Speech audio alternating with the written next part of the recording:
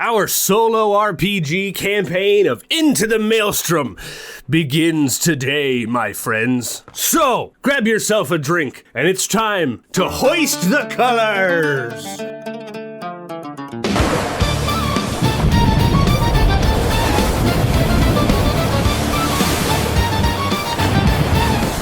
So, ye want to hear a story, do ye? Well, I'll tell you the tale of Perry the Pirate. You see, once, I wasn't this awesome pirate you see before ye. I was just a humble fisherman. And the night that all this began, I was with me father and me brother, and we were just mending nets, picking out fish, doing our fishermanly duties. And the sea was calm that night, and there was a fog that rolled in. It was a fog that we didn't notice until it was too late. We noticed the shape of the ship, you see. The ship had red sails, looking like they were made of flesh. And the crew, that be damned, there ain't no way them bastards were alive, but they came ashore. And our quiet little fishing village turned into chaos before we knew it. And me, a strapping young Perry of a lad, was with his brother and his father, with his swords drawn and ready to go. But it was too late. You see, me father tried to defend me brother and me from the evils that came ashore, and he did not survive the wake of them. The evil wanted nothing to do with me, Perry, but it took me brother as well. Not in death, but to board the ship. I witnessed my brother be taken, and my father be taken to Davy Jones' locker. Before I knew it, their leader stand in front of me. Albrick, his name was. And I was begging for me brother's life, but he flicked me a coin, and the last thing he said to me before he sailed off into the night. So if you want revenge, boy, you must learn how to sail. So that's what I did. Our story begins 3 years later, when the day came along where everything changed. I had me first kill, met me first pirate, and had me first hand of cards dealt to me. I hope you enjoy. Well, hi, hello, everybody. My name is Turk. Welcome back to the Grouch Couch. Around here, we do all different kinds of TTRPG things, but that's right, today, we're beginning our solo PirateBorg adventure, playing Into the Maelstrom. I really hope that Perry intro wasn't too wild. I haven't talked to him about recording it yet, so hopefully he did an okay job. Now, this is the first episode, but we talked about the full setup and everything that we're going to be using in this campaign in our Session 0. But if you didn't watch the whole Session 0, have no fear, because we're going to cover a lot of it, though, still in today's episode. But before we can move forward, I do want to give a big shout out to my channel members and Ko-Fi supporters. Because of your guys' support, this channel gets to remain authentic and awesome. So thank you so much for doing that. You rock. And we're going to secondly give a big shout out to Limithron, because they were so kindly, yeah, we're green screened. They were so kindly to send me over the starter set and their 2 new PirateBorg books for the purposes of this here campaign. If you want to see more of these books and things, all right, you can check out the video. I have full coverage on these on the channel. And if you want to pick up anything that I use in today's episode, you can use our link down in the description. And by using those links, it does help support the show. It allows me to continue making videos like this. So thank you so much for doing that. While we're playing today, if you, my friend, come up with an idea for an item, a story beat, something funny or fun, or if you just have an idea for a name of an NPC that may show up in our story, make sure to leave it in the comments below, because I like to consider my long-form solo actual play series as a little bit of collaborative storytelling, and I try to include comments the best that I can in the episode. Starting on episode 2, I'm literally going to bring up the comment section, and we're going to go through them together in each episode, all right? So make sure to get something fun down in there. You can even just say, "Hi, Mom," if you want. I don't care. Lastly, I do have an extra copy of Down Among the Dead that was sent to me by Free League. We are going to be giving away that copy to one of you lovely bunch of coconuts here watching the series. We're going to talk about that more in episode 5. For now, just make sure you're subscribed and make sure you're following us on Instagram, because we're going to be giving out the details on episode 5. All right? Sheesh, that was a lot of homework. I tell you what. But what I also want to say is I usually do all these in sets of 5, episodes of 5, depending on how much fun I'm having and depending on, what I have on the rocket docket. So if you want to encourage me to make sure to come back and do more episodes of this PirateBorg game with Perry the Pirate, make sure to leave a like. The more likes the series gets, the more I'll be encouraged to come back and do more, okay? And we'll talk about that more on episode 5 as well. We will have like goals, which, by the way, you guys crushed the like goal of Session 0, right? Over 100 likes, which I am blown away by that. I know that doesn't seem like a lot, but for a small channel like me, it's rad, okay? You guys stomped that like goal, so thank you so much for doing that. Now, before we get too far away away from Perry the Pirate's intro and setting the mood on what is going on in our story, I believe that it's time for us to move to the table cam and actually get into some gameplay, shall we? So, here we are, and before I start rolling dice or talking about anything, I'm going to light up my candle from Cantrip Candles. They were so kindly to send this over to me, and hopefully, by the end of this series, we can actually get that metal D20 that's down in there, and we can pull it out and make some final rolls with it in episode 5.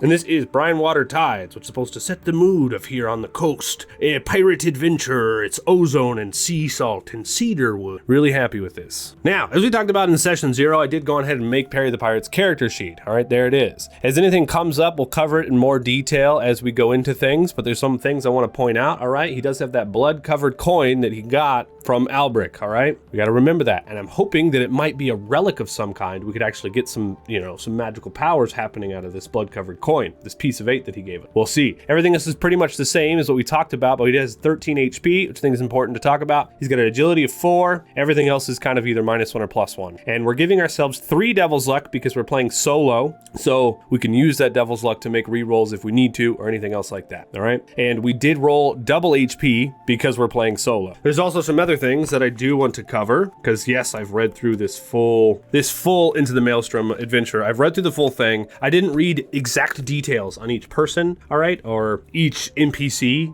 which I think is important, or where you might find them, but I did read everything else. And I think that this Into the Maelstrom still, I stand by it, is a perfect adventure to play solo because of the randomness of it, all right? But there's some things that we need to cover. Before you start the session, it says here, any brand new PCs should gain experience twice in Shop for Gear with their starting silver. So it says this adventure is difficult, and it's like, you should get an extra bit of experience. So I think after we get our boat built and we get out of our home cove, we're gonna just go on ahead and level up again. So it's kind of right when I said that in session 0, that we're going to be gaining experience a little bit more often because we are playing solo, right? And I think that's important to remember. I also will say this is a solo game, which means we may go off the rails and come up with our own stuff while playing through Into the Maelstrom, all right? I have not memorized this, but I did get a full basis of it, okay? And I think once we're done with this adventure, I'm gonna make a full video and tutorial on how to run Into the Maelstrom as a solo player. I really do, I think I am. So if you're watching this way in the future, check out that video. Now, this game encourages you to start this adventure once you reach Charlotte's Cove. And we will be going to Charlotte's Cove. That's our goal destination at first, okay? But we're not going to be starting there. We're going to be starting at Perry's home, his home cove, a small little fishing village. That's where we're going to be starting. I actually have all my notes from session 0. I typed them all up.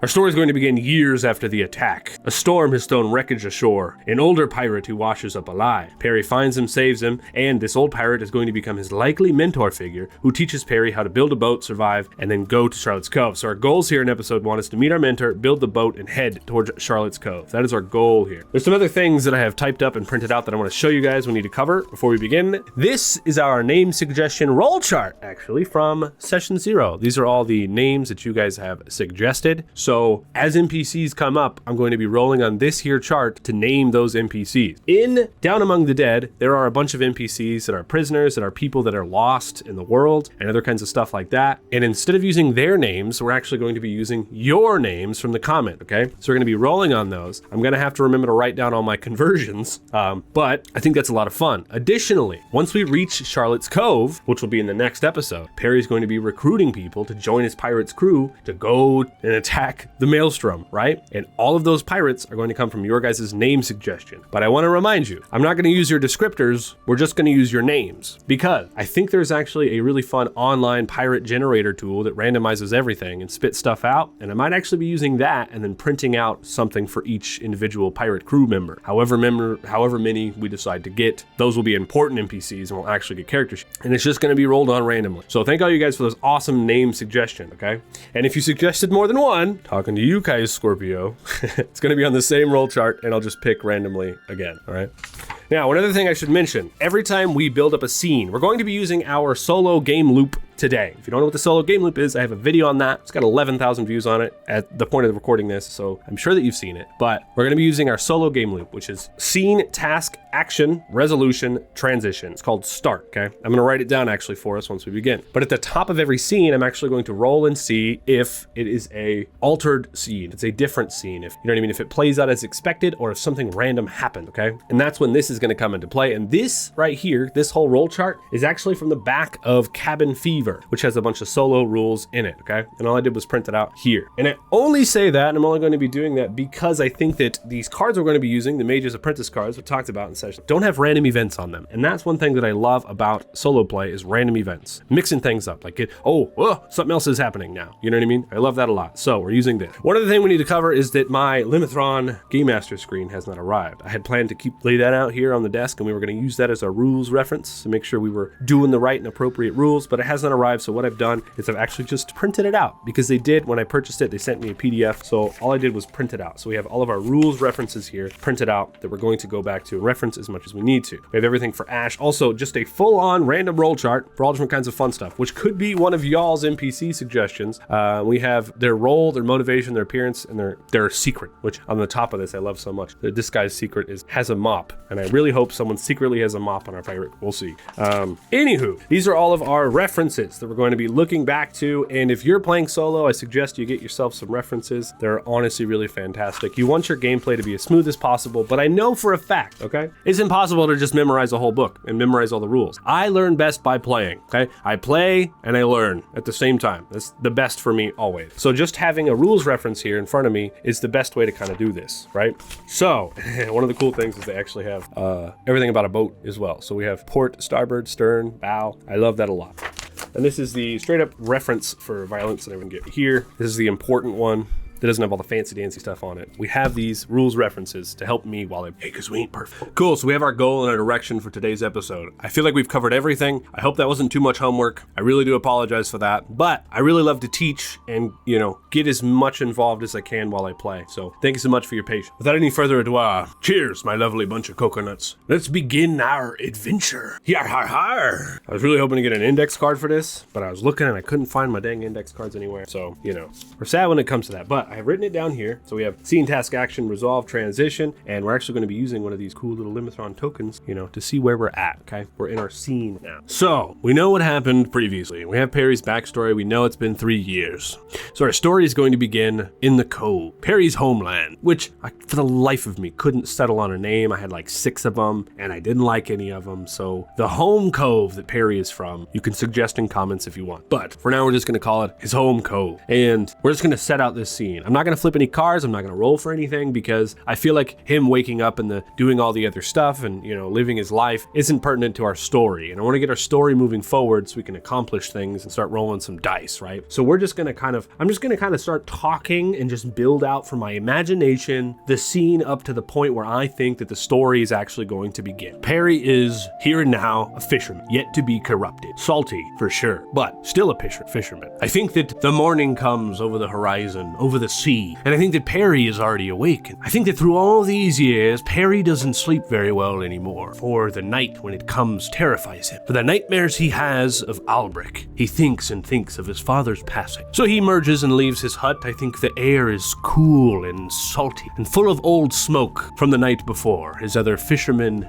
for some reason, I picture that they were all teenagers that got left there in the cove. So other fishermen, teenagers. But in this early morning, it's quiet around. I believe that Perry grabs his fishing gear and he goes down a familiar path. I think this is a path he probably takes every morning when he heads towards the beach. Because fishing is his routine now. Something that he needs to do, something he does without thinking, the thing that his father taught him to do, the thing that he's great at, and the thing he needs to do to be able to survive.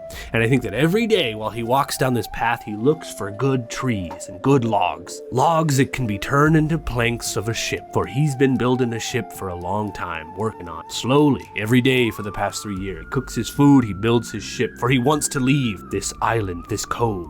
He wants to hunt down Albrecht. But once he emerges from the path, I think that the tide is low when he reaches the shoreline. And at first, everything looks normal. He begins preparing his net, his fishing line. There's some driftwood. He's inspecting it to see if any of the driftwood is something that he could use for his ship. Some seaweed, scattered debris that the ocean dragged in overnight. But then he notices something off. Fresh wood. Not driftwood, but fresh wood. I think Perry slows, and he steps forward as more and more of it comes into view. Broken planks and splintered edges, rope still tied tight, and immediately he thinks, This ain't old wreckage. Seems to be part of a ship. Oh, and it's not been here long. He crouches down, runs one of his hands along the boards, and it's still, a little damp. but not from days in the water. Whatever happened here, it happened recent. Perry looks out across the sea, and the water is calm, but he knows that this did not come from calm water. Something happened out there in the night, and he has just stumbled upon it. And that is our first scene setup, so we're going to move down to task here, as we can see. And for our first task, I think that there is a lot of wreckage here on the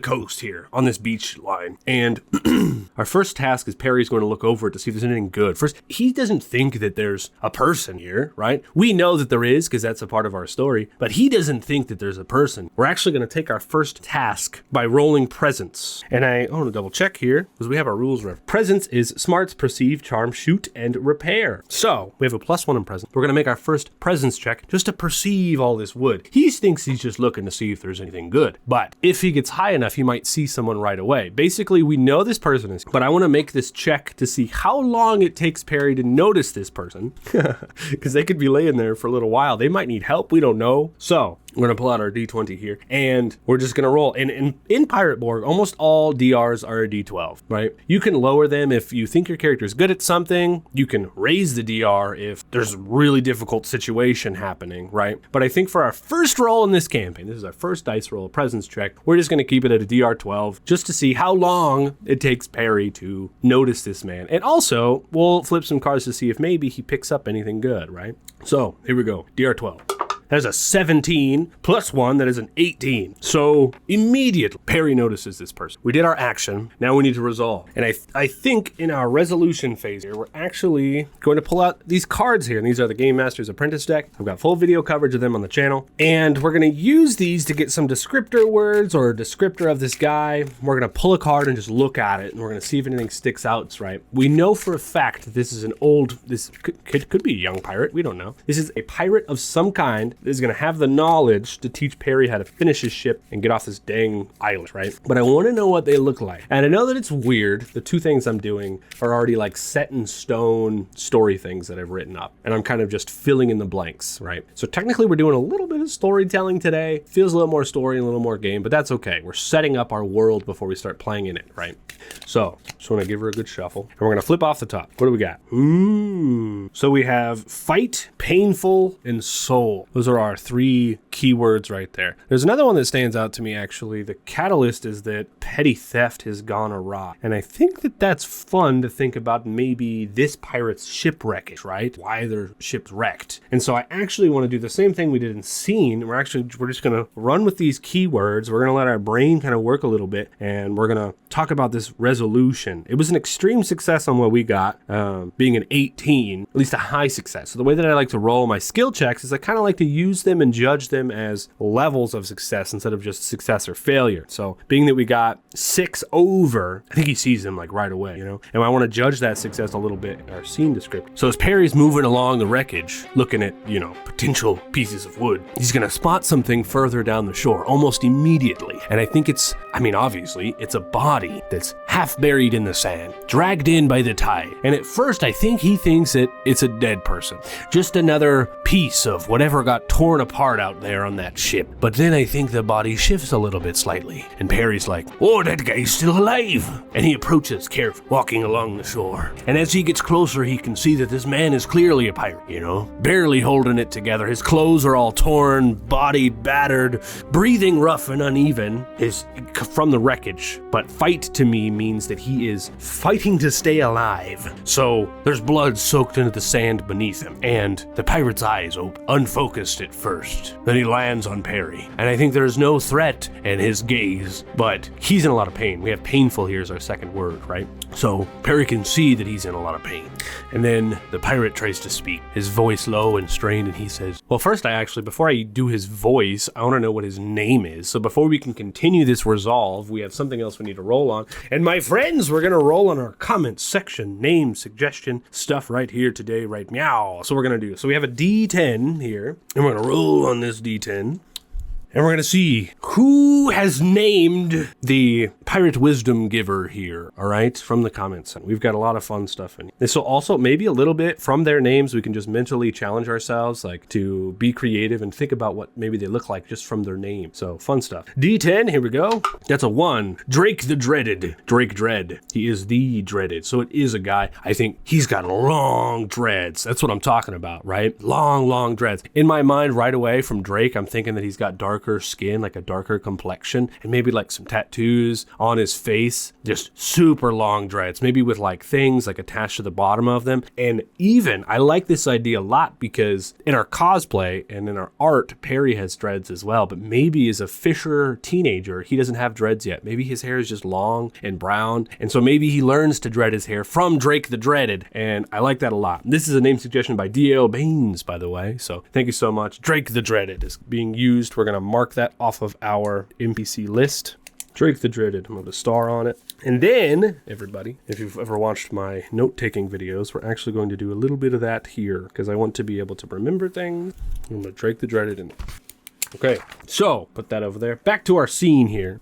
He tries to speak low and strained, and he says, "We're supposed to be easy. A small job. Petty theft gone awry. Now I am here, broken and on the shore because of it." And he reaches out his hand in humility, which is also on our card here, is what I was thinking. So he's a little bit of humility. So he's not one of them crazy pirates. And he goes, "My boy, help me. Help Drake the Dread. Ye can call me the Dreaded." And I think he clutches his chest and then he lays down in the sand. And that was a long transition, or a resolve, right? But we're going to move into our transition. Can we take a sip of grog while we do it? Cheers, mates. So what does Perry do? Looking down on this guy. First off, I mean, right away, he's like, well, we're not fishing today. This is probably the most excitement and action I think I have had in 3 years here in the home cove. And I think right away, Perry thinks about this guy as a resource. I don't think Perry thinks about him as a person. He thinks he's a resource that can teach him and can help him. I think right away. And that's kind of just who he is, right? He's got a goal and he wants to achieve it. And so we need to help him. So we're going to move into our transition scene. I'm half tempted to just do another action and just heal him, roll to see if we can heal him right away. But after we heal him, then what, right? So it'll stall out our actions. We need to remember to keep following our solo game loop. So we're going to move to the top. We're going to first start our transition. And I think the transition is that Perry is going to pick this guy up and get him back to the village, I think, immediately. How well does he do that is a fun question we could ask because Perry has a -1 strength. So let's see how well he gets him there. DR of 12 as always. That is a 5, so it's a 4. I think it's so bad that he can't actually pick him up and carry him because he's heavy and Perry is not very strong. And so I think he actually looks to the right and he sees a large piece of driftwood there. I'm half tempted to ask a yes or no question to see if there is a driftwood piece there. But because if we ask the question, we get a no, it'll start our story too much. We're actually just going to say there's a piece of driftwood there. And Perry takes the extra time to roll him onto the driftwood. And then he's going to use some of that rope that we described in our scene, in our imagination. We're going to use some of that rope and then we're going to drag this dude through the sand and up the trail. So instead of carrying him just for a narrative thing, we're going to say that he's pulling him through the tree. A little bit of comedy in my mind is I'm thinking branches are hitting Drake in the face while he's getting dragged through up this trail, because this is a one-man trail, right? It's not meant for a sled, and so he's just getting pegged in the face by all these bushes. I don't think he wakes up from it. He's in too much pain, but and we're going to arrive back to our little fishing village, right? There's just a couple of teenagers. I actually want to flip another card here. This top number, it rolls on a curve. It's one of the things I've actually learned. So 1 in 10 rarely ever come up, and I'm talking about this number here. It's good for difficulty class, but it's also good if you want to get a number between 1 and 10, but not end up with a 1, because a lot of times that happens. So we're actually I want to roll to see how many other late teenage people are living here in this fishing village, because I love the idea of it being that. So we're just going to roll for a number. There's 3 other teenagers living. So it's not a lot, but I think 3 is good enough. So there's 3 other huts here. It probably got pretty dang close over these past couple of years, but I don't think they have the same drive and the same wants as Perry. Perry wants to go because we still want to go to the cove and get other pirates, Charlotte's Cove, and get other pirates and stuff. So I don't want to say that these 3 other teenagers could be our ship crew, because we don't want that. So we're going to say that they don't have the same drive and goals as Perry. But as we arrive back into the village, village with the 3 other guys there. We're going to go to the top of our scene. Now, before we can flip for a card and start describing this next scene, as I stated before, I want to know if this scene plays out as expected. Is this a normal scene? Does it just happen, you know? So we're actually going to roll a yes or no question right here on our chart, and we're going to see if it plays out as normal or not. And this is a D8 roll, and away we go.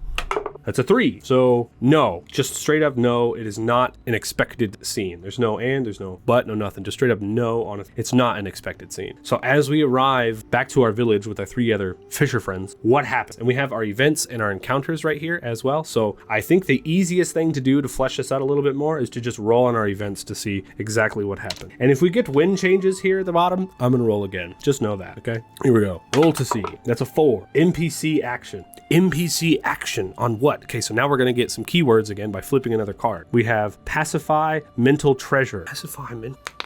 Oh, I'm thinking now. This is a big think scene. This is crazy. NPC action. It's not faction action or NPC arrives, because we also have on here the pounding of heavy artillery, which could be crazy if we arrive and the village is getting huge cannon shots just blowing up our huts, you know what I mean? That would be crazy. But that's like a huge thing. This is NPC action. So to me, it's NPCs that are already established. So we have our 3 fishers and we have Drake the Dread. So one of them is going to do something crazy. Okay, what I want to do is I don't want one of these fishermen to be one of our real folks, but I need to flesh out one of them because it's going to be one of the fisherman kids that's going to do something. So I want to flesh them out. We have this here NPC. So one of the rad things about PirateBorg, look, I'm a big advocate for this game. Everything in this freaking system is set up as a roll chart, okay? And it makes it so cool. So one of the things we could do is we could roll this roll chart. I want to flesh out this fisher kid a little bit. Maybe we can learn a little bit more about them and why they might take a action this way, because I'm immediately thinking negative things. So I want to know why. I'm gonna roll our D20 for their name.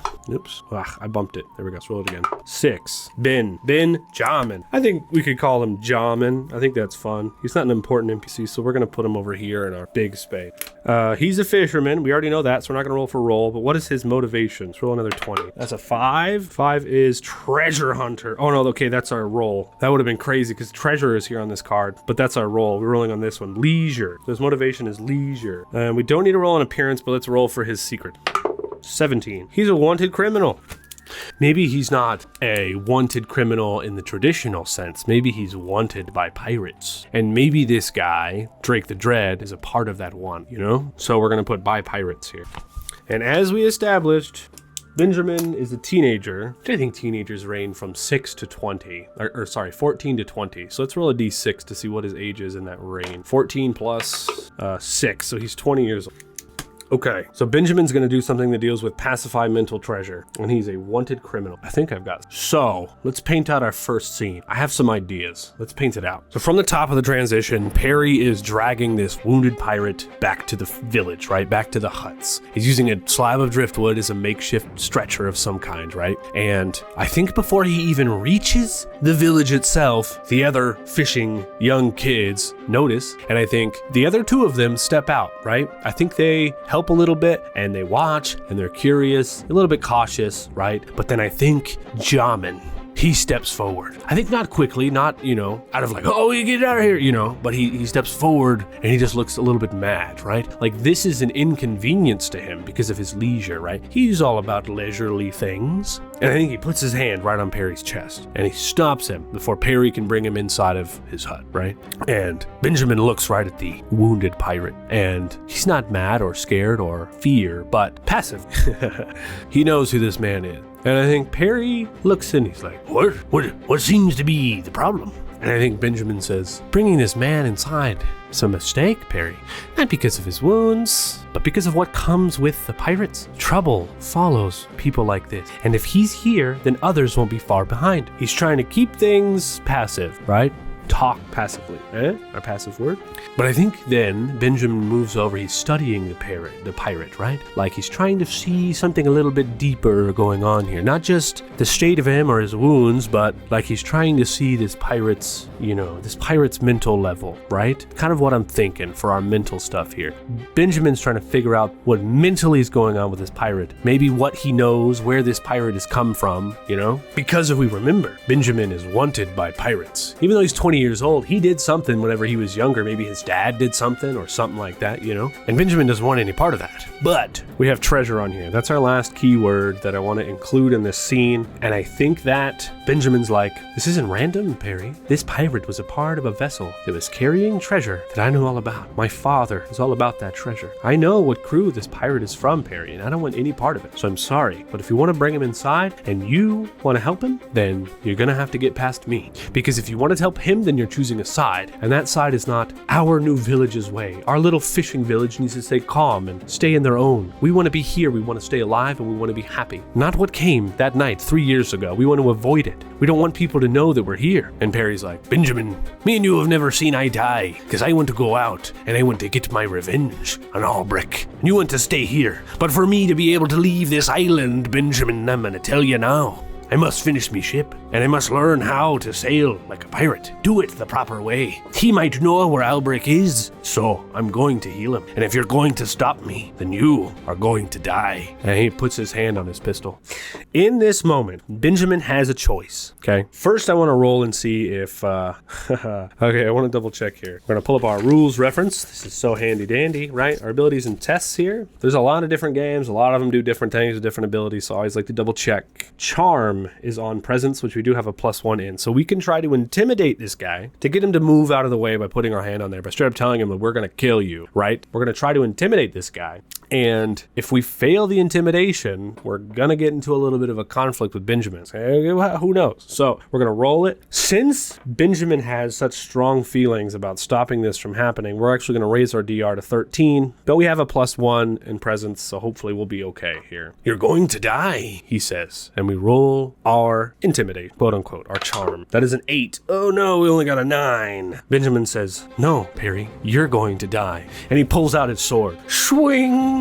Oh, it's time for a conflict, everyone. Okay, we have our character sheet. There's another cool thing I actually seen right here. We're going to be like standing on this coastline. I got this map out, you know, we're standing right above Drake the Dreaded as his eyes are like slowly opening. He's going to see us like, shing, shing, like, so, you know what I mean? Fighting with swords like right above him. You know what I mean? It's kind of what's going to go down. We have Scrum, Scab, Scallywag, Salty Dog, and Sea Tyrant. All right, each one of these little classes here that we're actually going to use. I think straight up he's going to be a Scrum Swab right here. So HP of 4, morale is 6, and he's going to have a knife, a fishing knife, which makes sense to me.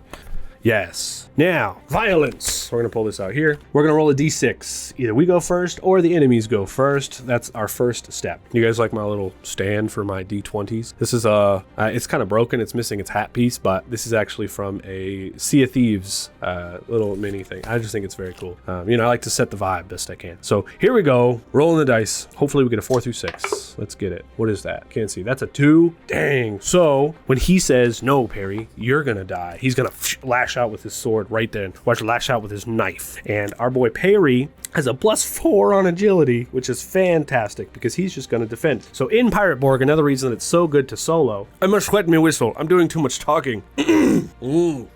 All the rolls are player forward. So this means Perry actually rolls to defend against this knife, and we're just going to call it a DR12, right? Straight up. We've got no armor, so DR12, he has a +4. So technically on the die, we only need to get an 8, and we can dodge his little knife. That is a 10, 14, so we dodge out of the way of his knife right away.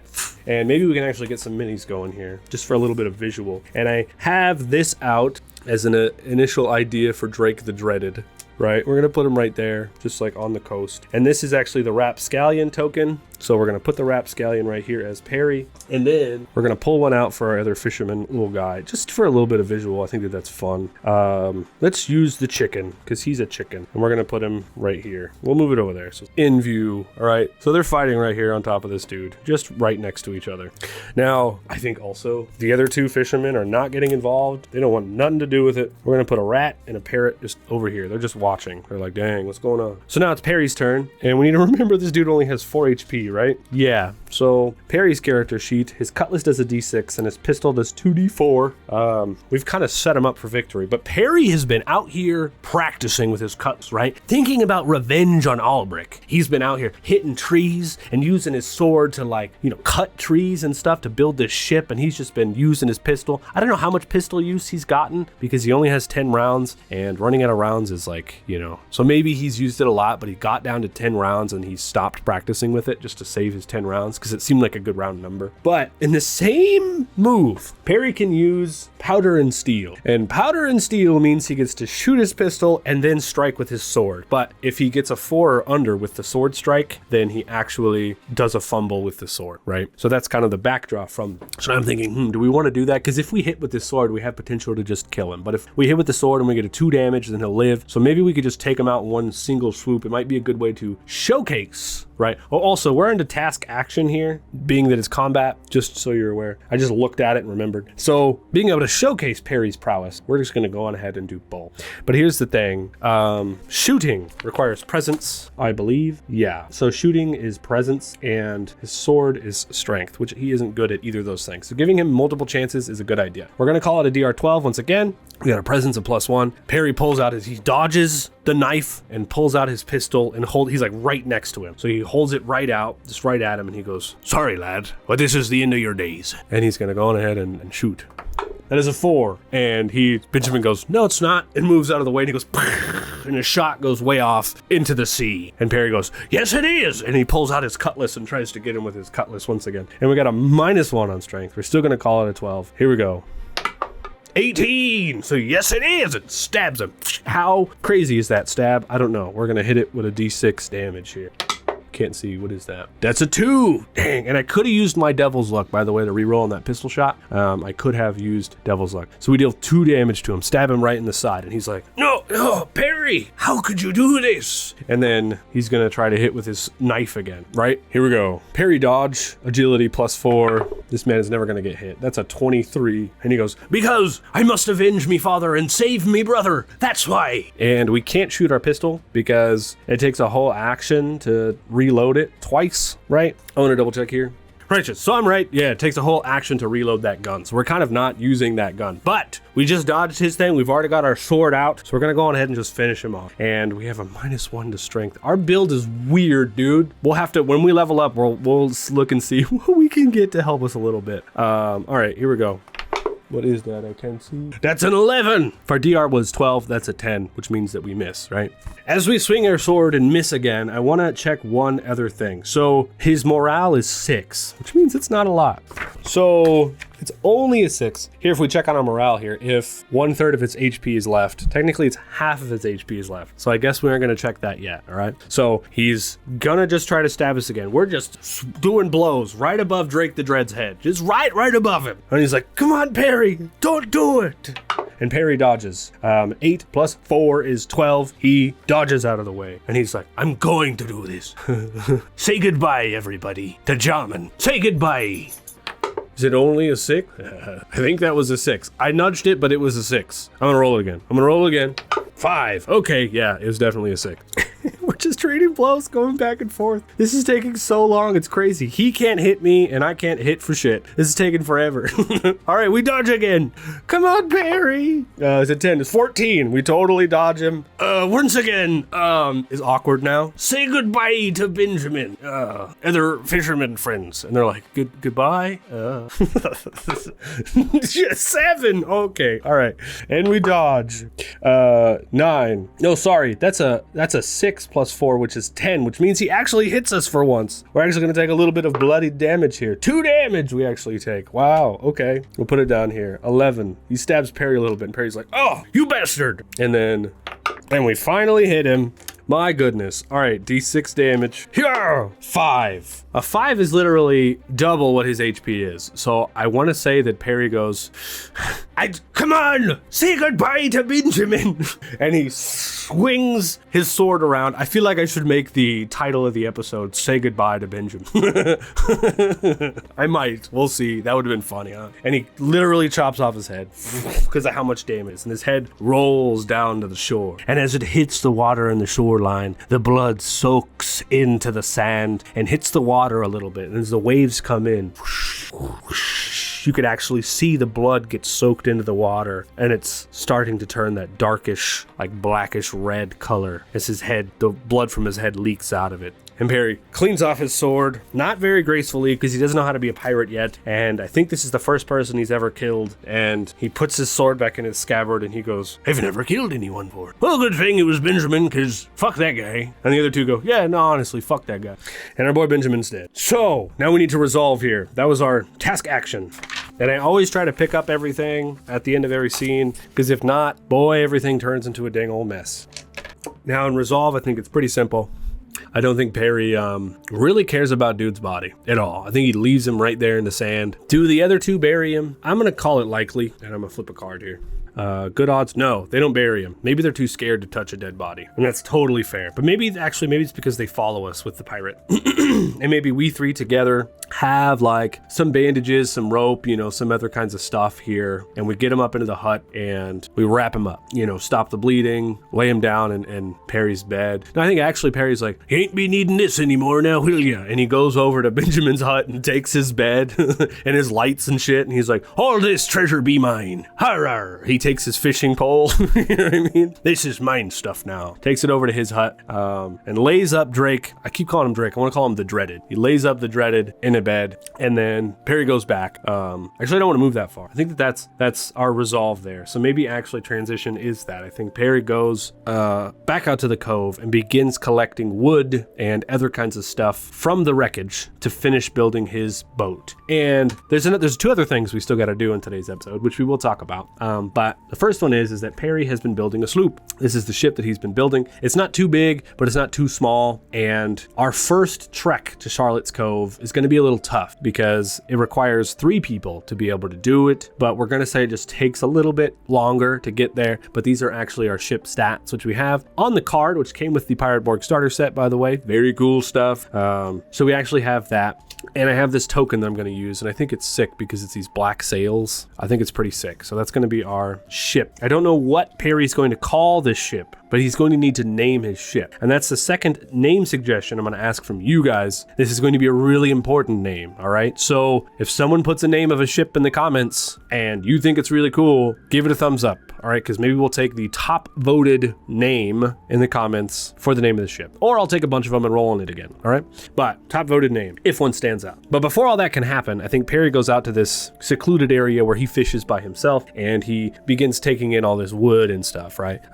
Everything that seems like it's worth a shit that isn't splintered off and broken, he begins piling it, and all the extra rope and the extra sails and stuff that he might find, he begins piling it together. And then everything that's garbage, he puts in another pile. He gives the garbage pile to the other 2 fishermen that are left here living, which it'd be a fun side story eventually to come back and talk about the 2 fishermen of Home Cove and how their life goes. That might be fun to do. But anyways, he's going to do that while the Dreaded is laying in his bed, because I think the Dreaded isn't going to wake up for a little while. And I actually want to roll on this. We're going to continue this being our transition scene. I want to roll to see how long it takes the Dreaded to wake up from this damage, because Perry might be impatient. It could take days. It could be the same night. It very well could. So I'm thinking about what is the best way to do days here? We could do the bell curve number again, but I think the first question we need to ask straight up is, does he wake up the same day, like at night? Because remember, we got him in the morning, so he's got a whole day to rest. Maybe he wakes up for dinner, right? When Perry is cooking up some fish. So we'll call it even odds. Does he wake up at night? Flip. No. Okay. So now that we have no, let's see how many days this man sits there and rests. And we're going to flip on the bell curve. Let's see. 8 days he lays in that bed. I think Perry brings him a little bit of water, a little bit of fish randomly just to keep him awake and going. He must have been bad injured if it takes him 8 days, dude. That's a long time. So over the course of the 8 days, that actually does help our narrative a little bit. Over the course of the 8 days, we're going to bury Benjamin in an unmarked grave somewhere on the island. Sent him off to Davy Jones' locker, we did. Well, he didn't die at sea, so I don't know if it works like that. Technically, I think in fiction, you got to die at sea to go to Davy Jones' locker. So who knows? And maybe old Benjamin will come back as a skeleton one day and join the old crew. Maybe. We'll see. But also, since it's been 8 days, we're going to heal up our HP here. So we patch ourselves up. Go back to 13 HP. And that also means that it's going to give us time to organize everything for our ship. I don't want to say that we completely get it going, but I do want to say that we get pretty close. Like, Perry realizes that everything that has washed ashore today is going to get him pretty dang close to completely finishing his ship. And I love the idea that he's been using all this island wood and then just like patchwork stuff that is blown in from driftwood. So this is like a patchwork ship, you know what I mean? Like all the wood's like different colors and the sail is all like sewn together, and you know what I mean? That might be just the worst pirate I've ever seen. I love the idea of that. So 8 days, that's our transition. In my video, I talk about how transitions can be longer than just a small transition scene. In this case, our transition scene is 8 friggin' days. Gosh, well that ends another scene though, so cheers everybody. Here at the middle of the video, I want to ask you once again to leave a like here on the video. If you're actually enjoying it, make sure to leave a like, because the more likes that this series gets, the more encouraged I'll be to come back and do more. Folks sometimes ask like, why exactly do you do them in episodes of 5? And it's because I have the YouTuber curse, where I need to keep covering stuff and doing all kinds of stuff. And I've talked about it in my update videos more, but actual plays, long ones, always tend to taper off and stuff like that. So I always like to judge and see what you guys like. If we get to episode 5 and you aren't digging it anymore, you know? Anyways, if you want to know more about that, check out the next update video. They release the first Monday of every month. So, we're back at the top of our scene. 8 days goes by. Perry the pirate taking care of Dread, eating fish with his fisherman buddies. I think at this point, maybe the two fishermen are like questioning, you know, like why did he do it and stuff like that. I think he explains to him how important it is to save his brother and nothing's going to stop him from that. And, you know, I think the two of them though are still like, okay, well, we're not that adventurous, so we're going to stay here and survive, but, you know, come back and visit kind of deal, you know, like we aren't best buds. Maybe the two fishermen are, but Perry's kind of like the third wheel, you know. But that brings us to the important bit. After 8 days of rest, a whole fortnight, Drake, the dreaded, finally emerges from Perry's hut as the sun begins to set over the horizon. Perry sits on the edge of the dock where they fish off often, not his private area, but you know, his private area. But you know, he's out there, he's got a little fire going, some fish going, and I think in front of him, Perry also has a crate and a couple of barrels that he's sitting on, you know. He's got a little cask of grog that he's been drinking, and this is an important next scene that we're actually going to get into here, because Drake the Dreaded is going to sit down and they're going to discuss a little bit, I think. First off, Perry asks him as he sits down, you know, he's like, well, glad to see you're doing okay. and Drake's like, Heavy wounds I took, indeed. Thank you so much for saving me life. I owe you one, a whole life debt. Well, that's good that you say that, actually, because I need your assistance a little bit. You know, I've been trapped here a long time and I've been building a ship. and Drake's like, That one over there. Yeah, I'm working on it myself, you know. It took me 3 whole years. I'm not a boat builder, per se, but I've got dedication. Well, that looks pretty good if you've got that going for you. What do you need from me? Well, I'm not a pirate, per se. I'm Perry. I'm Perry the fisherman, and a long time ago, he goes into it, talks to him about Albric and the whole story and the situation and everything that happened. And he ends with, do you happen to know who Albric the Tideborn is? And Drake the Dreaded says, he leans in real close over like the candlelight or the firelight or something, and he's like, we do this. Yar, I know who Albric the Tideborn is. A ship with sails made of flesh, sailing over the sea, kidnapping people. They're all taking them, disappearing. They say Albric inherited the old ship, the Maelstrom, when his father passed away, and Albric be cursed. For he is not a drown or a human. But one day, a long time ago, he tried to get away his curse of being a drowned fisher-looking guy. And so he decided to become a vampire to stop the curse from overtaking him. And now, he's a human fish person, vampire person, who goes over to sea. And you see, one day, Albric returned home to find his missus had been killed. And now he vows every day to resurrect her. And word is, he's found a way. And the people he be kidnapping here are the people he's sacrificing to bring her back to life, you see. I know where his ship makes berth, but if you're gonna try to take on Albric and get your brother back, well, first we're gonna need a crew and a little bit of lead, because I don't know a lot. I only know a little bit, you see. I was on my own treasure hunting mission when I was marooned here on this island. A mutiny, you see. So that's what I know. I love that. I actually read I read a lot in Dawn Among the Dead. They actually have a full backstory for Albric and how he became a vampire and everything else like that. And that's just like a small sample, a little bit of a twist on it that I've made. But if you're curious, again, get the book. It's sick. Or get in the giveaway, you guys. Very cool. So at that point of telling tales, these two drink for a while into the night. And I think the Dreaded absolutely gives Perry all kinds of advice on how to run the ship and tells him that he's going to join him on the quest to go to Charlotte's Cove to get more of a lead and put together a crew, and they swap story. But into the night, okay, this is going to be a weird scene, so we're going to go on ahead and just remove that. into the night as the moon begins to rise, as these two are having fun drinking and playing cards. The important thing. They're playing a good old set of cards. Out from the sea emerges a spirit of a man who comes and sits down. I'm actually going to read it. And I think when this man emerges, first of all, the dreaded tells him that as the man walks up the shore, I'm going to read it for you guys. Let's find it. Because this is an important part of running this adventure. The man looks a little bit like this, everybody, which I think is going to be the thumbnail for this first episode. So you've probably already seen it. He emerges from the sea, and Albric is like, I'm gonna move the candle for not Albric, sorry, the dreaded is like, oh, have no fear, 'tis be a good spirit, come to tell us our fates. It seems that we're on the right path, Perry, or at least he thinks we are. Let him talk. Over the fire, it's so funny. This candle is, we're gonna get that D20 out of there eventually. So after they play some cards, they go into the night. A ragged fisherman named One-Eyed Martigan emerges from the sea as some kind of mystical fucking creature, and he sits down to play with these guys. Dressed in salt-crusted rags and shrouded in cargo nets, he reeks of brine and mysticism. When it's his turn to deal, he propositions a special hand that will divine our crew's fortune. Now, we deal the party, so just us, pretty much, a hand of Three-Eyed Parrot. Oh, and also I should say that when we recruit people to our pirate ship crew, I might also do this for them because they have potentially people that are trapped on the Maelstrom. They have a reason to want to go to the Maelstrom and get their people back, right? So your guys' name suggestions might then turn into people on our crew who want to go get, so we might do the same thing for them once we get there, okay? But we'll talk about that next week probably. We deal the party a hand of Three-Eyed Parrot, but instead of betting, we use the rules starting on page 106 to discern the results, which is the next page here. And then we'll build the prisoner decks and the encounter decks after we get the whole crew going as well, which is another part of this here system. We deal a hand similar to the normal rules of the game, except all the cards are dealt face up and there is no betting. We reference the following pages for what each card means. The bold purple text can be read aloud to players. Remember to write down the results. Right, so we gotta make sure we write all this stuff down. So we're gonna get my notes up here. My Cornell notes for everything important. Whoops. And this also helps, like if you don't have a backstory like Perry does, like with your brother being trapped as a prisoner on the ship and everything, this also helps with giving you a reason to want to go and do that. So it's kind of fun. So we have 5 cards here that we're going to do. So first I need to shuffle up me cards.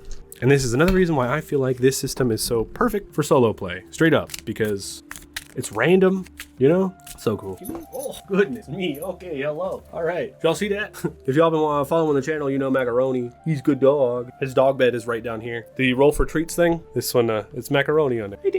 Cute boy. All right, we're still shuffling. Okay, I think we're good now. Let's make some space here. We have 5 cards. We're gonna put them all face up right here from the top. That's a joker up here. These are our 5 cards right here. I'm gonna go through these one by one and talk about what the heck they mean here in the Three-Eyed Parrot game of Fate. So the first one is Fate, a prisoner, and the reason the player character wants to find them. So it's obviously our brother, but this is going to help us get a name for our brother and maybe a little bit more backstory for our brother. So the Fate card, we're going to do, this is the first page here. Each rank determines the identity of the prisoner that the player character is trying to rescue from the Maelstrom. The suit determines how the prisoner is related to their respective player character. Player characters might share their prisoner with another player character or their patron. So first of all, it's going to be our brother, so we don't need to think about their relationship to us. But on a 5, Bacau, daughter of a fisherman, served arm, charming, furious and wants revenge. So I think what we're going to do instead is we're going to just skip the Fate card. We know who our brother is, but we actually have to give when it comes to the prisoner deck, because our brother could get killed in our adventure. That could absolutely happen. So because we drew the 5, I want to write down that it is Bacau. So if when we're killing off prisoners, if we kill off Bacau, that is actually our brother. So we're going to write it down here. Our fate is going to be the 5, the club. Okay, important to remember. So we know that it's our brother, but instead, you know,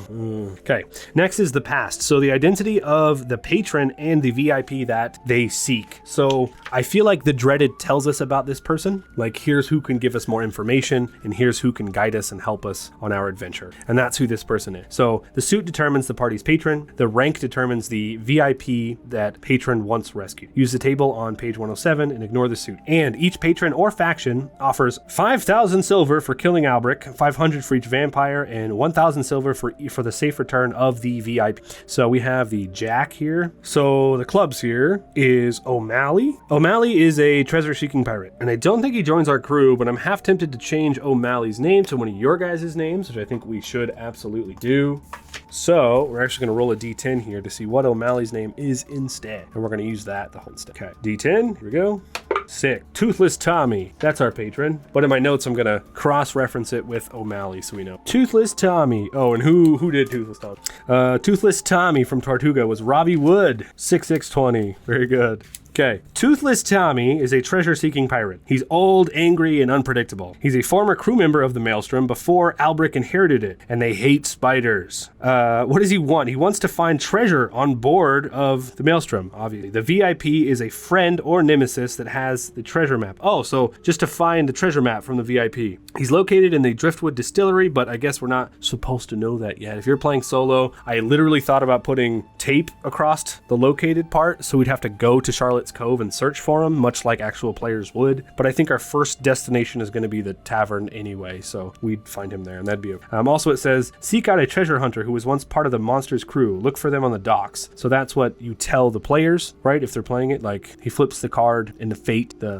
whatever his name was, I can't remember, the Fate guy who came from the sea. He just flips the card and he goes, you must seek out a treasure hunter who was once part of the crew, right? So we have that. Toothless Tommy. Love it. All right, next we move on to the present, and the present is the location of a powerful artifact, and this artifact can actually help us in taking down Albrecht. So we can make a choice to go and get this after we get our crew, which is probably what we're going to do. But first, let's see what it is and how useful it might actually be. The rank determines the location of the artifact. La Corona di Pina is not only valuable, but a powerful weapon, and that is this right here.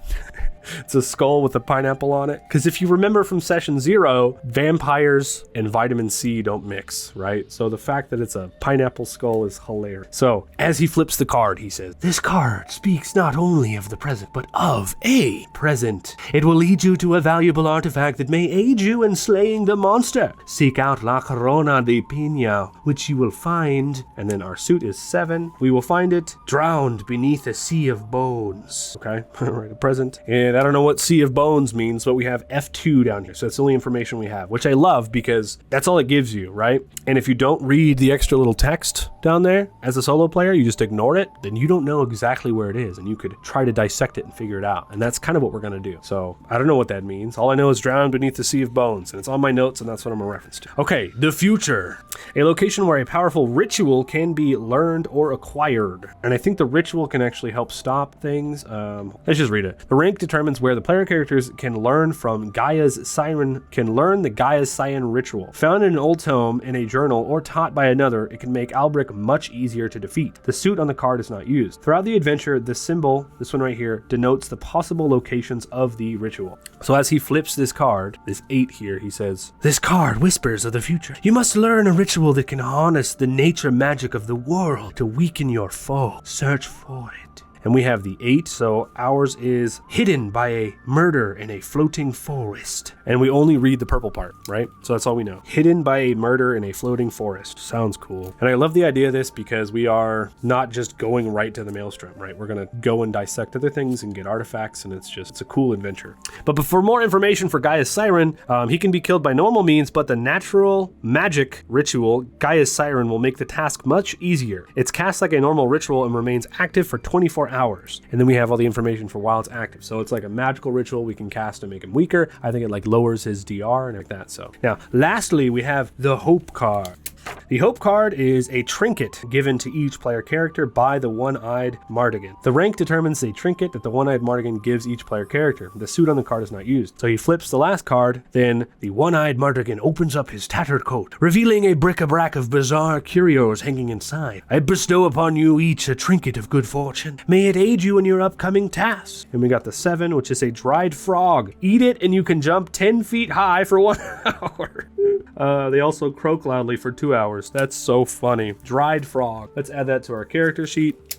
And we'll reference back to food. If we need to jump really high for whatever reason, heck yeah. We're going to put a star by it so we know that it's magical. Okay. And then we're on to the Dead Islands. Which, by the way, here on the map, you can actually see that Charlotte's Cove is here, right here on the map. In my mental fiction, I'm thinking that we're stuck up here on this island over here. So we got to get a boat to be able to sail for a couple days over to Charlotte's Cove right there. So we're like stuck on this island. No one ever comes over here. That's why we've had no visitors, you know. Anyways, that settles our 3-eyed parrot setup, which I think is just so sick. Okay, clean up here. Always do. Bookmarks back go. Okay, and at that, the mystical veil person flips the last card, gives us the trinket, and I think he says, "We'll be watching. Good luck on your adventure, Perry, the fisherman, and the dreaded. Good luck." And I think he doesn't go back out into the sea. I think he just sinks into the ground and disappears. It's like, and Perry's like, "Hoy! Well, that was crazy. Am I drunk or did that really happen?" And Drake's like, "That really happened, Perry. What do you think? Welcome to the land of the pirates, mate." And he's like, "Oh, goodness." And the screen goes black. And that's where we like end that night right there. So this brings us to our final scene of the episode, I think, where the two wake up groggily. Like, I don't think that they went back into the hut. I think they passed out here on the beach. And I think that's when they wake up as the sun is rising. And Perry's like holding his head and he's like, "Arr, did I just say that? Oh, is this how pirates always wake up?" And the dreaded goes, "Shh, your first left. Should be known that it's bad luck to wake a man from his slumber." Perry goes, "Oh yeah, bad luck to wake a man. Good." And I think he continues his normal ritual. But on this day, he fishes extra. He gets extra fish and extra things. But I want to know how well that goes. So what we're going to do, we're going to pull up Cabin Fever, because in Cabin Fever, we have our Angler class. Pretty exciting. I told you we were going to use this. And the Angler class, which is a new class included in this book. It's a homebrew class that someone, created for us. We actually have rules for fishing. So while you and your crewmates are off getting drunk and courting young lads and lasses, you are studying the rod. Yeah, you will. So fishing takes 1 hour and requires a rod, bait, and successful DR10 presence test. Roll a D12 below to determine the fish caught. And so we can actually like write down each exact fish that he catches. But honestly, I just kind of want to know how well it goes. And in the back here, I don't really care about the exact fish. We're not going to be selling them or nothing. We're on a mission, right? We aren't trying to get silver. We're trying to, recruit people to go and take down the male. So in the back here, we actually have actual fishing tables here. So 2d6 times 10 minutes after casting your line or dropping into wet waters. If you're playing with a group, you can do that. If successful, roll 2d6 on the appropriate water table to determine your catch. But beware, some fish are fierce enough to warrant a strength test, lest ye be pulled overboard if you're on a ship. On a 2 to 4, your catch is often toxic, inedible, or just a waste of your time. On a 5 to 10, you catch ordinary, edible, and undiseased fish. Enjoy. On a 10 to 12, you typically fish up more than you bargained. So if you fail your presence test, it actually has a bunch of random things you can fish up, which I think is cool. Bycatch. Whilst fishing with a net, you can catch extra nondescript fish. Add 3d6 rations to the haul. However, in your net, there is also one of these things. And that's what we're kind of going to do, because I picture that Perry not only has a fishing pole, but he has a net. For fiction, we can say that he took the net from Benjamin. How about that? And we're going to actually add it to his character sheet, because it's important to know he has these things, because he can only carry 7 items, and that's 3. So we got 4 more spots. So we're actually going to roll. We just got to beat a DR10, and if we succeed, we can get 3d6 of ration, which will help us on our journey. So it's a presence test to fish, +1, I guess. And what does our angler skill do again? Hold on. You can fish in half the time. If taken again, add a -DR to the fish. I think that's what we took. Yes. All right, let's do it. And I'm going to bookmark this page so I don't have to find it again. Come on, beat a DR10. Here we go. Hurrah! That's a 6. Oh no, we fail. Okay, we have failed our presence test while fishing. It says with a rod, but I think we can still do it. It might still be fun. Let's go ahead and hit that D12. Here we go. A 4. An octopus. Perhaps intelligent enough to take the bait for a chance to feast on the angler's brain. Are we going to fight an octopus? We don't have the Dreaded's character sheet yet, but I imagine he's with us and probably going to help. We can just give him a sword. But it says the octopus is in Player's Handbook 88. Maybe it's Player's Book? We'll pull it out. Oh, chthonic octopus. Alien in origin, naturally green, but often camouflaged. They feed on the brains of mammals and are able to control their prey while they feast. It's got an HP of 9. That's crazy. Okay, so we're fighting an octopus now for our final scene here. Was not my intention, but hey, you know what? It happens. He gets everything ready and then ends up in Davy Jones' locker before anything. It's just funny. I want to remind everybody, we do have the actual Davy Jones' locker in New Dawn Among the Dead. So if we end up there, we're going to play through it so we can get out of Davy Jones' locker and we can go take down Albrecht. That's our plan anyway, okay? So we're on the coast here. Here we are. And let's make the octopus, once again, we'll make it this monkey. And then here is us and Drake the Dreaded. We pull up an octopus. And did we get to go first or does the octopus go? It's our first thing. So hopefully 4 to 6. That's a 1. The octopi goes first. So he pulls it up, and an octopus emerges from the sea, and he jumps, tentacles all crazy, jumps out, trying to get at one of these fools. What is his attack here? Bite, D6 plus brain feast. So we have to test it twice. If it hits us, we have to test again, because it could totally take over our brain. On a D2, who does it attack? Does it attack us or Drake the Dreaded? We'll make us the skull, and Drake will be the 1. Drake is the 1, so it tries to lunge right out at Drake. Drake is going to roll a d12. I don't know what his agility would be, but he's going to dodge the attack. That's an 18. He totally dodges out of the way of this octopus. And now it's our turn. First up, Perry's going to shoot his pistol at this thing. And I know we only need to shoot once, and then we got to reload and everything, but whatever. Oh, we also are only at 9. Since we're shooting our pistol, it's going to put us at 8 rounds. Okay. +1, beat a 12. 17! Shoots off his pistols, Dreaded dodges out of the way, and we deal 2d4 damage. We've only got 1d4, roll it twice. 1 and 4, 5 damage. It has an HP of 9, so now the Dreaded is going to attack. It's got to beat a 12 here. Probably has a sword. A sword does d6 damage. I think that definitely not like a fancy sword, but maybe something like Perry had extra, because if they marooned him on an island, they for sure took his sword already. So normal d6 sword, probably what it is. Let's do it. Is that a 13? Looks like a 13 to me. It is! He hits! All right. You could potentially kill this thing if you get a 4 or higher. Come on, Dreaded. This would be a cool story. That's a 5! So Perry shoots it, and then the Dreaded hits it with a sword. And there's just this octopus just hanging on his sword now. And he's like, "This be things that you do with around here, Perry?" And he's like, "Actually, first time I've ever pulled something like that up before. That's pretty crazy." So potentially that could have attacked the Dreaded, took over his mind, and then used the Dreaded to attack us. And we would have had to kill it off of the top of the Dreaded's head. It's a chthonic octopus. So it's green too. All of its tentacles are all green hanging down. Crazy. That being said, we're going to fish up some stuff here. Perry's going to spend some more time fishing throughout the day, and the Dreaded is going to help Perry finish with his boat. I think that he does get everything that he needs to be able to finish building this boat, but it's patchworked and definitely ugly, but I don't want to roll to see if he gets everything, because then that'll stall our story a little bit and do that. So we'll just say that he does get everything, and it takes him another rest of the day to kind of finish putting everything together. And then these two sail off. They've got all the fish they need. They've got their stuff. So they pack up everything they can onto their ship, which needs a name, by the way. And they say goodbye to the 2 fishermen here, still in Home Cove. And they head off towards Charlotte's Cove. Oh, and also, they're probably going to eat that octopus too, huh? That's actually what I'm thinking. Maybe it's a big octopus, so they don't get the fish, but they get all of this octopus now that they get to fry and eat. And I think that is awesome. So we're going to do that instead. Sick. So, my friends, my lovely bunch of coconuts, that's what I'm gonna call you during the series. Be aware, Couch Crew, you guys rock. That's going to end our first episode of PirateBorg. PirateBorg into the Maelstrom. Really cool mechanics in this system. I think it's so sick to play solo. Let me know what you think so far. Remember to leave comments of names for ship and the name for Perry's origin home, right? The Home Cove. Leave a name for that down there as well. We'll pick some names, we'll do some roll charts. And if you want to have a chance to become a name for a pirate crew member, I think there was actually a couple more comments that actually came in this morning of names on session 0 that I didn't add to the roll chart because I already had it printed. Sorry about that. So make sure to leave some names in there and we'll add you to the roll chart. I might make a separate roll chart for prisoners. All right, you never know, but leave a name down there if you want it to be included. And all my friends, thank you so much for watching. The love on the session 0 is crazy. I didn't expect that at all, and I just want to say thank you for that. And I hope that you enjoyed this Perry the Pirate story, and thanks for joining me along the ride. All right, if you have ideas more than just NPC name, you can join the Discord. If you want to draw up some art, I would love some art of the Dreaded and Perry killing an octopus. That would be very cool. Make sure to join the Discord and share it in there, and I'll share it on the episodes. Of course I will. So thanks so much, everybody. Hope you have a wonderful rest of your day. But for now, take a seat on the couch and roll initiative yourself. At least until you find yourself stranded on a cove until a pirate washes ashore and you guys kill your friend an octopus just to leave on a ship that you put together in patchwork. Roll on that, weirdos. And until then, hoist your colors. Yar! Just